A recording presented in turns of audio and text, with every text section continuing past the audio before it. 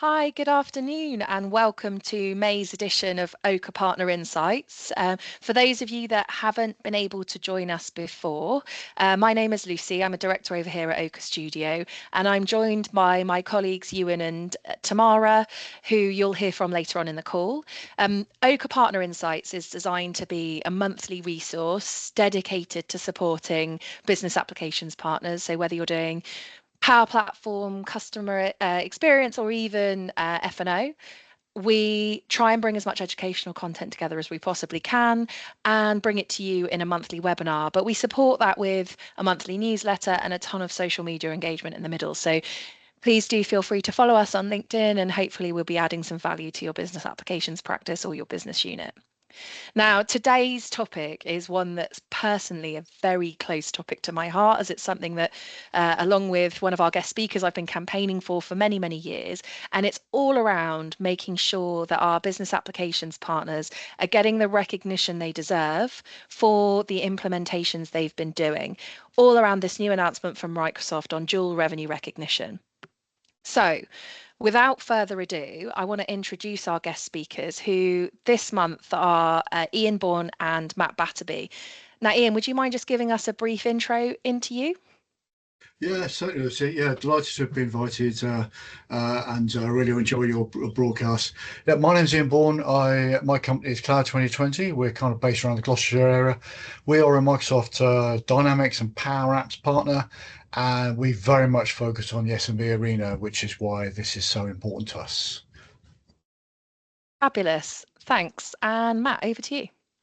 Yes, thanks for having me on. Matt Batterbee, yes, founder and CEO of Apex Channel Consultants. Very similar to Oaka Studio. I consider us a business growth consultant for Microsoft partners, but my background, again, I mean, Ian's probably one of the first Dynamics partners I ever engaged with when I joined Microsoft many years ago. And I think this was one of the first topics he ever spoke to me about. So it's coming full circle right now, delivering this session, which is really exciting. But yeah, experience from Microsoft, Ingram Micro, Pax8, and then Infinigate Cloud. So lots of experience around the distribution channel. Thank you both so much for joining us and for spending the next 45 minutes taking our delegates through what it means to them and why this is important. So what did we keep hearing here at Oaka? Well, a whole bunch of different things. Some of these things I think might relate and might, kind of trigger some emotion in you. Firstly, probably the key thing that we hear from partners that focus on SMB and SMC customers is we are absolutely desperate to get our solution designation. There's a ton of things we want to use, some of the benefits that come out of it, be it internal user rights or access to MCI engagement funding from Microsoft. But we're really, really struggling to get the recognition that we need, be it we don't transact the licensing, or we work in a partner to partner motion and the other partner has taken the customer association. And we're just really struggling to be able to claim this funding and get the most out of our relationship with Microsoft. So I'm seeing a few nodding heads, and hopefully there's some of the kind of points that you guys can relate to. And ultimately, that's the kind of emphasis behind why Microsoft have made this change or added this capability to their CPOR and customer association functionality. So what is the announcement? Well, the announcement was made on April the 7th. And basically, the mood music, as our lovely friend Rich Shipton would have called it in the past, is that as AI is blurring the gap between business applications and the personal productivity tools of biz apps and modern work, the gap between this partner ecosystem is getting smaller. And I think as we go into Microsoft's FY26, we'll see that gap get closer again. And as a result, the demand and the need for this recognition, customer association, and this recognition for the partners that are doing the implementation of both of those capabilities has never been more important, alongside, therefore, the subsequent solution designation, credibility, and benefits that you're going to get out the back of it. So we were delighted to hear this news, and so were very many partners. So enough of what it was. I want to now hand over to Matt and to Ian to give us their view on what does it mean to partners. Ian, perhaps you could take us through a bit about your experience and how it's changed how this announcement has changed what you do. Yeah, certainly, Lucy. Absolutely. I get you won't be surprised to hear I get quite emotional about this topic. As Matt says, it's over 10 years ago I started campaigning around this. And the reason is because we took a very early decision, as you well know, Lucy, to not do modern workplace. We were going to do Dynamics and then obviously the Power Apps because they became synonymous at a later date. And that was a very conscious decision so we could work alongside the modern workplace partners and not be a threat. But in terms of the customer's digital journey, they will probably start with moving their to Microsoft 365 and Azure and what have you, and then bring in business applications towards the end of that journey. And we wanted to be able to give partners the ability to maintain that relationship with their customer and yet still bring in biz apps, which they may not want to get engaged with. And that's why we did that. Now, you may have noticed that that creates a gap between the two partners because in our case it was a very deliberate decision.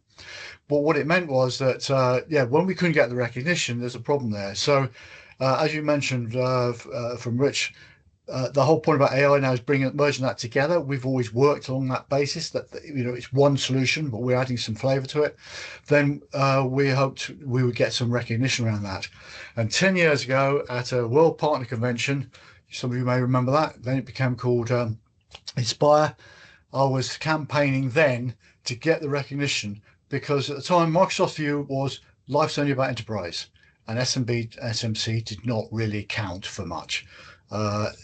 Since then they've realized that 96% of the UK is in SMC and all that kind of good stuff, and there's a massive amount of opportunity out there.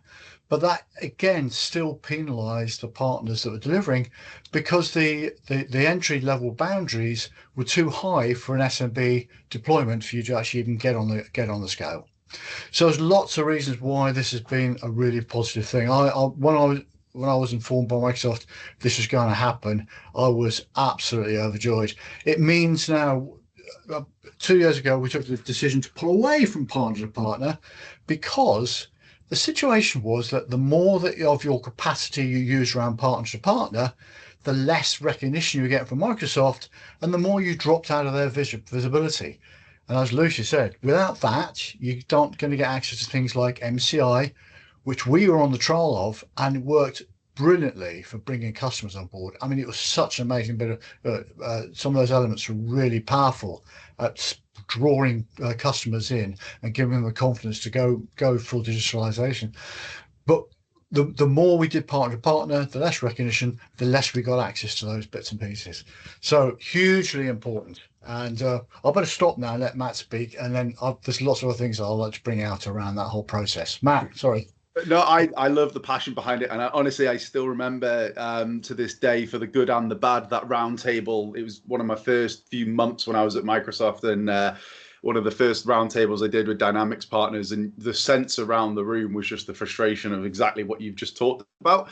So I completely understand the passion behind it. And I was exactly the same when I saw this get announced. But I think maybe even for different reasons, because my frustration was never the same as your frustration. My frustration was from a distribution perspective and trying to really, enable modern work partners to go and sell Dynamics. And you're always saying to them, well, yeah, you can bring in a good Dynamics partner, they can deliver on your behalf.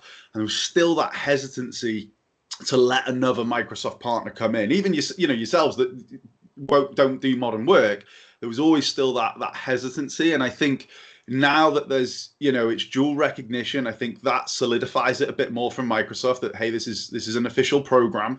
But I also think this gives Dynamics partners a new way to go to market. I think for a long time now as well, a lot of Dynamics partners have been heavily reliant on the distributors in the channel and maybe people they know to say, if you get a Dynamics opportunity, can you introduce me in? And the issue with that a lot of the time is the people that are hearing the word Dynamics don't really know what they're hearing, and they might just introduce any old Dynamics partner and, oh, you go to those guys. You said Dynamics, Cloud 2020 do that, and it might be something that you do not do.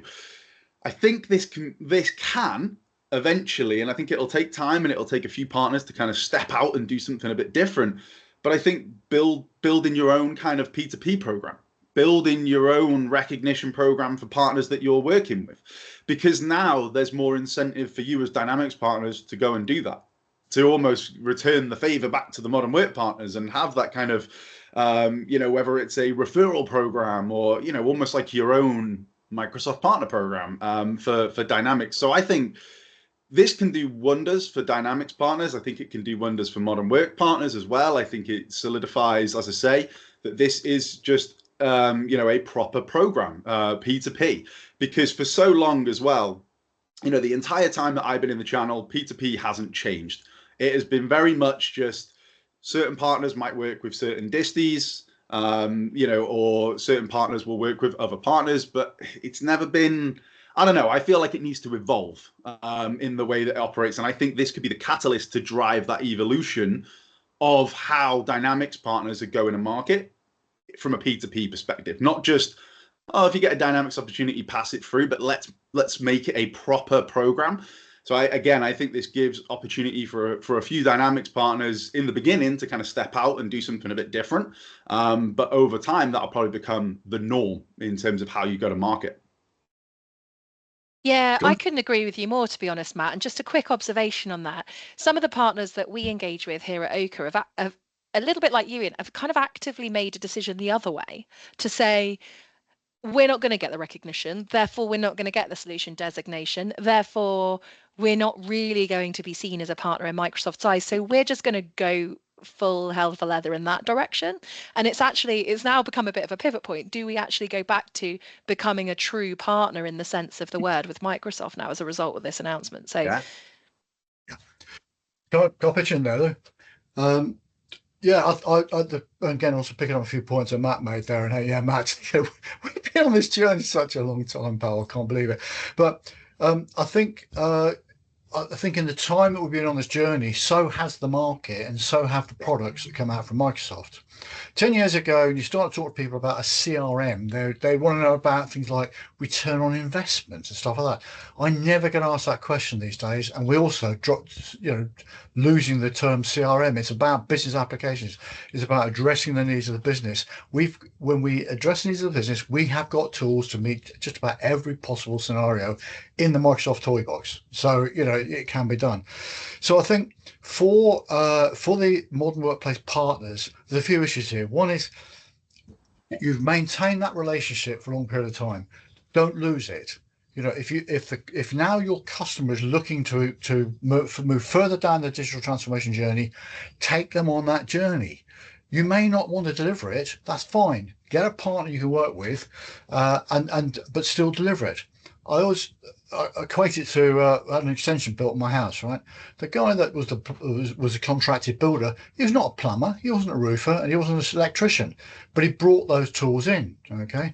So I see us in a very, very similar approach. You as a partner will be seen to be bringing in an organisation that's capable and competent to deliver. Now, a couple of small points though. One is, when we first started doing this, we'd get one or two partners, and you'd literally get a phone call going, "Yeah, hi, I've got a lead for you. There's a demo booked for 10:30 on Friday. How many licenses do I buy?" It's such the wrong approach. It's just the wrong approach. Engage with a partner, bring them in really early, because in our scenario, you as a partner do modern workplace, you do it really well. You don't understand as you, I don't. It's fine, brilliant. But what we can deliver is the understanding around how to talk to a customer about their pain points, and then what they need to make that work for them in a discreet way. So, get a partner, get them on board, and work alongside them, and join in on those calls so you get an understanding of the things to listen out for with your customers to know when they're at the point they might be interested in buying a business application. Ewan. Hi, Lucy. Ian and Matt, I think this is probably one for both of you. So great analogy that you used, Ian, about building the extension and having different specialists involved. But there's one kind of gotcha with CSP, with CPOR as a whole, I think, and that is the last man standing or the last man on top of the hill kind of problem, where a reseller, not necessarily a reseller, but it could be an SI who's doing an implementation, and you've got ISVs that they're bringing in. And the question then is, well, who gets to claim?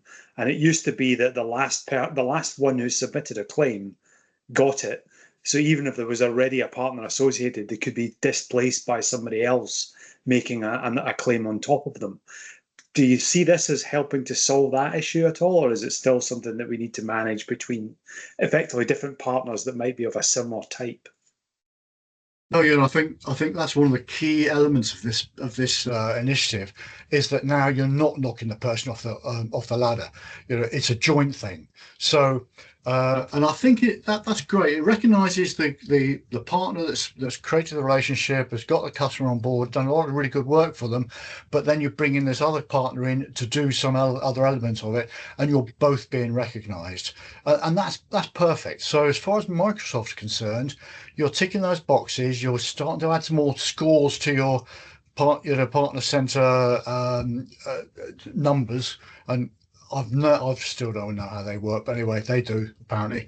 But to start building those numbers up, which gets you the recognition of Microsoft, so that's fine. It takes away more of the concern. Some years ago, Microsoft phoned me up and said, "Ian, we've heard about you doing this partner-to-partner thing. How do you convince your our partners you're not going to eat their lunch?" And I said, "Well, to be perfectly honest, it's very simple. I'd only ever get away with it once if I should do it, because then it's a small business, it's a small world, right?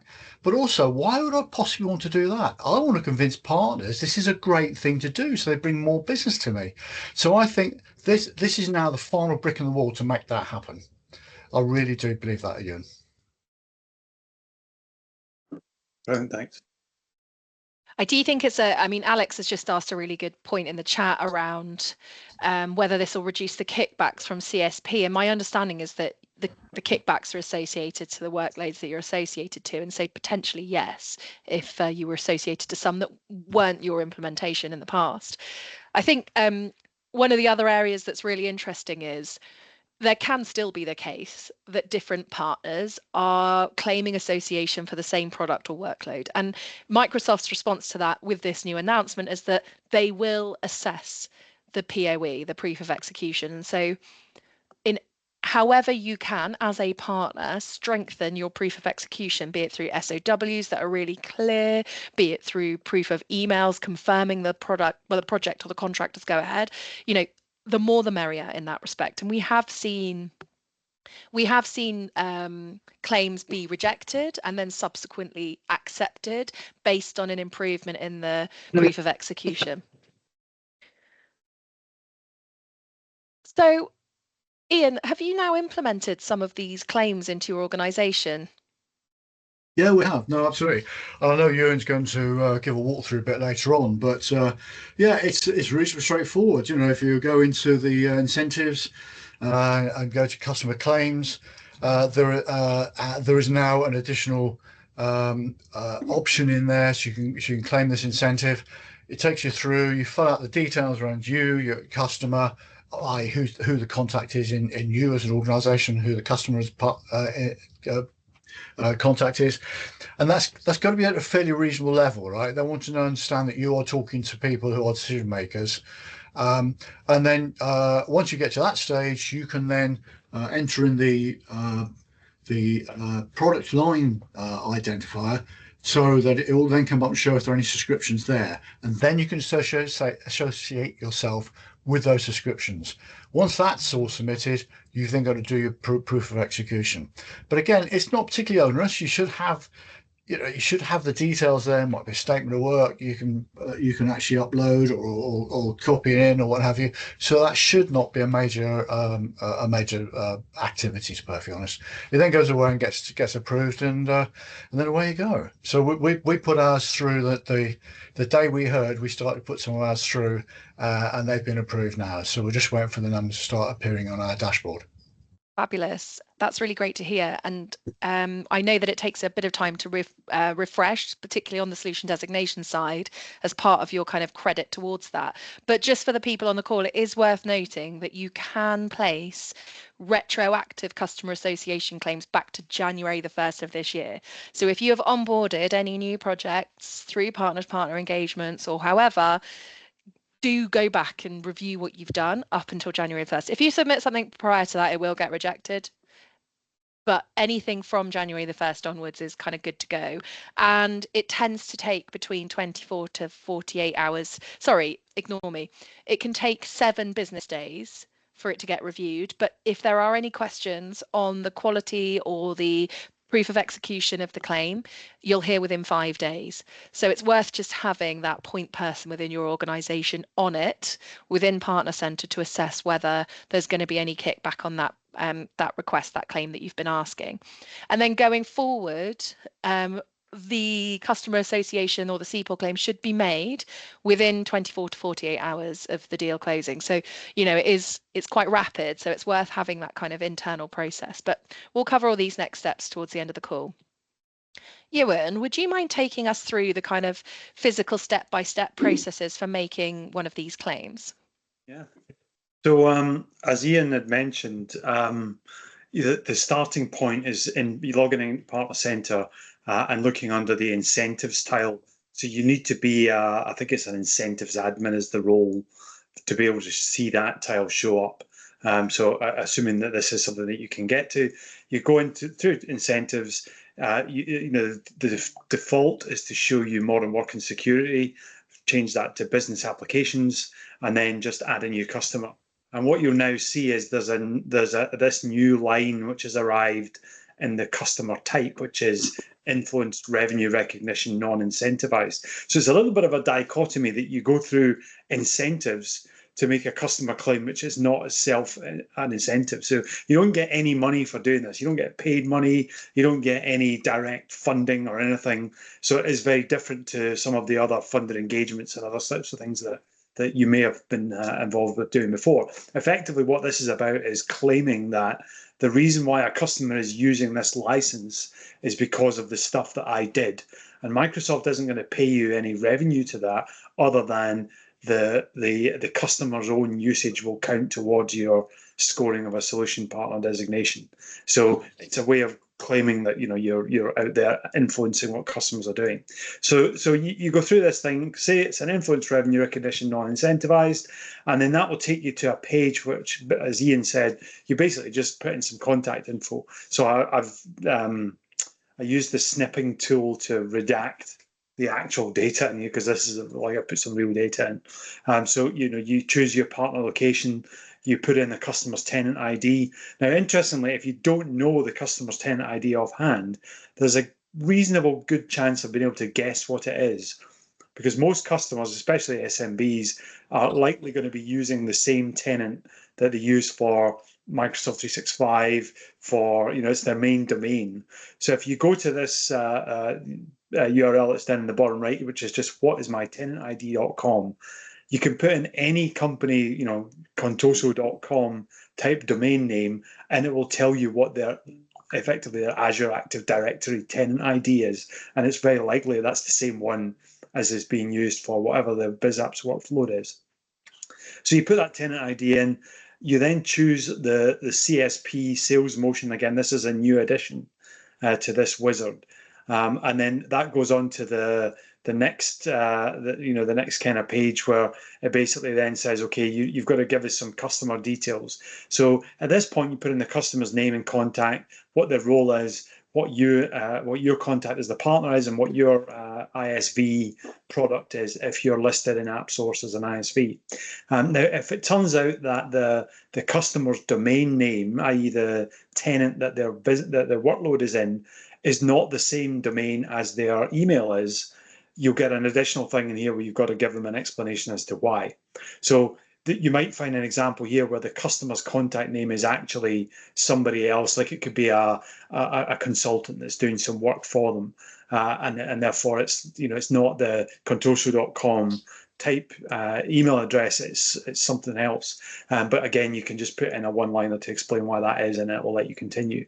And when you then get to choosing the bottom left diagram here, which is where you associate the workload, at this point, what it will do is it will look at all of the eligible licenses that belong to that tenant, which have not already been claimed by somebody else. And this is the traditional CSP way of first person that claimed that meant nobody else could see it. In this case here, I'm not entirely sure if that's quite the case whether it does restrict your view based on what other people have claimed. But in this particular example, there was only the one license that was in the tenant. It was a sandbox tenant that we were playing with, basically. And then you get, if there are multiple subscriptions that might apply to this as well. So somebody asked the question earlier on, what if you're a partner that's dealing with Business Central, but there's somebody else that's doing Power Apps? If a customer had a whole load of different licenses in their tenant, you would see multiple lines, and then you would just choose the ones that are applicable to you and possibly the subscriptions that are applicable. So again, it might be that they've got multiple subsidiaries or something, and therefore other partners might be involved in different subscriptions. So you choose all of this stuff, and then you basically then submit it, and it goes, okay, your claim's been submitted. But as part of that, you then have to go back in, edit the claim, and provide some proof of execution. Now, this is not the same as all of the POE templates that are available for funded engagements, of which there's plenty out there in the Transform website. But if you edit the claim, in Partner Center here, there is a download template option that will give you the chance to do a simplified thing. Unfortunately, the template that you download, and at least in my experience of this, has been rights protected. So Microsoft, whoever it is in Microsoft, has added IRM to that, which basically means you can't open it unless you've got a Microsoft.com email address. So I logged a call on behalf of one of our clients and said, you've got to fix it, and can you give us the template, please? And after a while, they eventually came back and gave us some kind of blah blah reason as to why that was the case, and here's the template you can use anyway. And it turns out the template was like a really, really old-fashioned one that it even says at the bottom, online services business applications POE. So it's probably about a 5 or 6 year old template. So in truth, you can use whatever POE you think is appropriate, but if you want a copy of this particular one to at least give you something to get going with, then just let us know. We'll send you the document. Hopefully they'll fix that at some point. But the point then is, you've got to have something meaningful that if somebody was assessing this and did a sniff test on it, it could show that you really are genuinely involved in it, and the client is prepared to put their name to it to say that you are as well.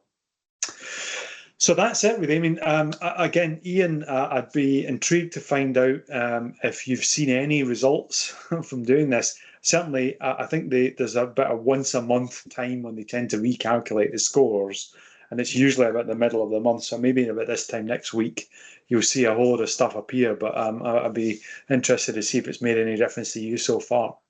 Yeah, thanks, Ewan. Simple answer to that is no. However, we live in hope. I've only been waiting 10 years, However, there are a couple of things I pick up on what you said there, Ewan. Yeah, absolutely. The template is rights restricted.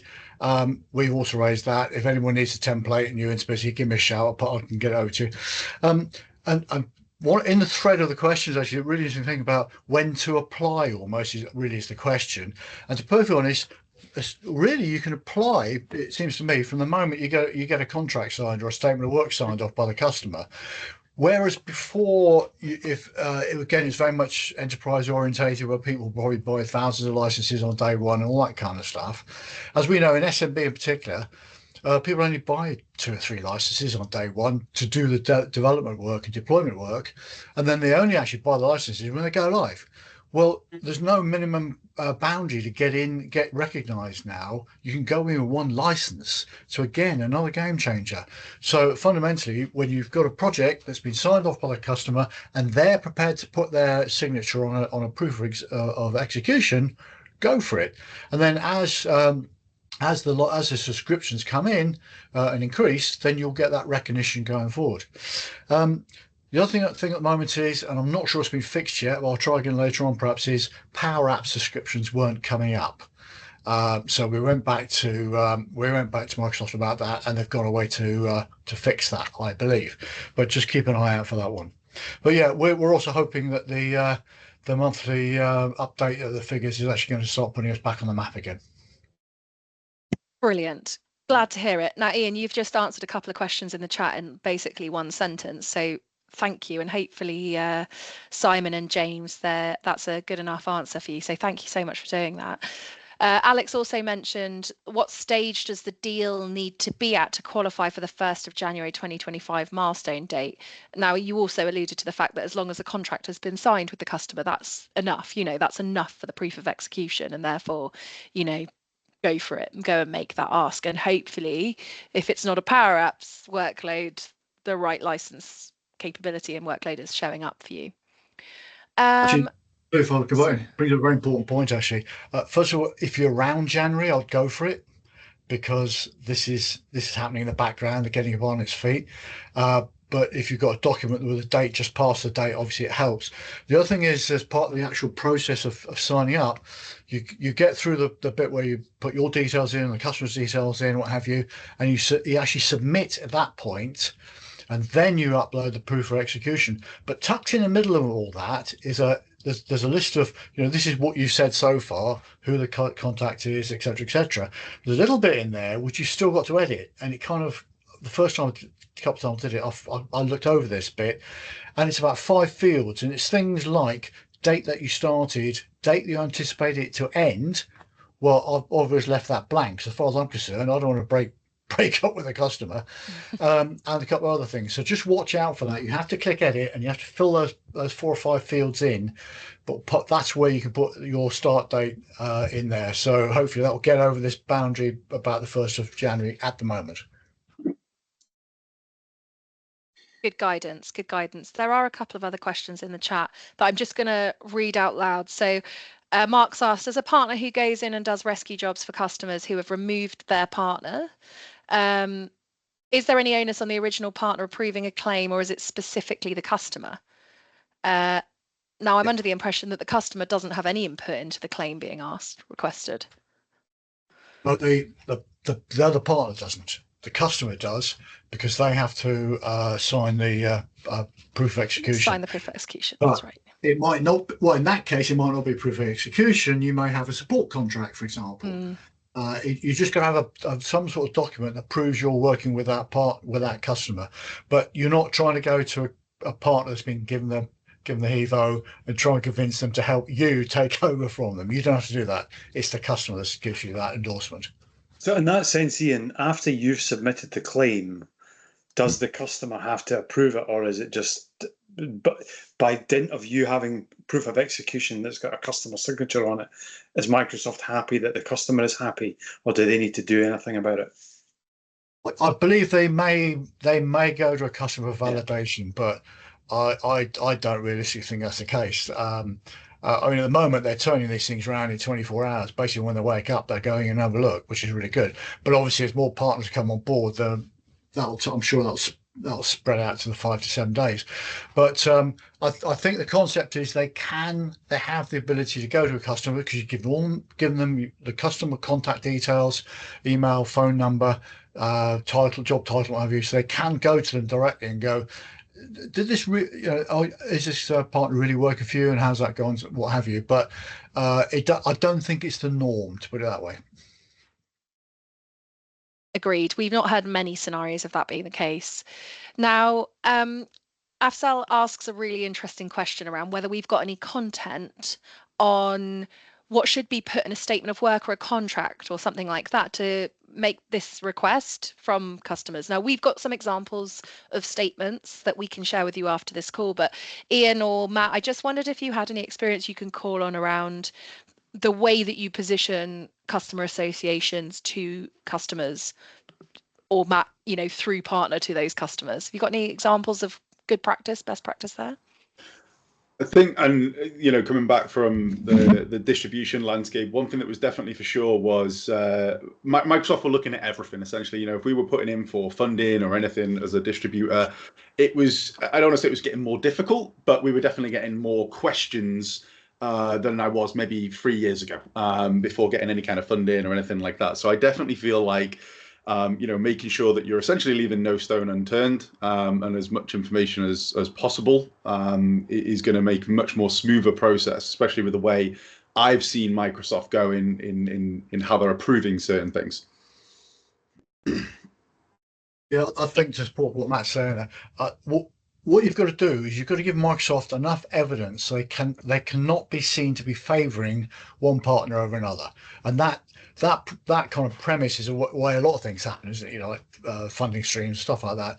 So you've got to be able to give them something they can stand up and go, oh, so they get a partner phone up, so oh, Joe Blogg's just been into my customer and he's got all this, that, and the other, and that seems unfair. And they go, well, actual fact, you don't have a contract with them, you don't have a statement of work signed off, they do. So therefore, it keeps Microsoft absolutely clean as a whistle around that approach.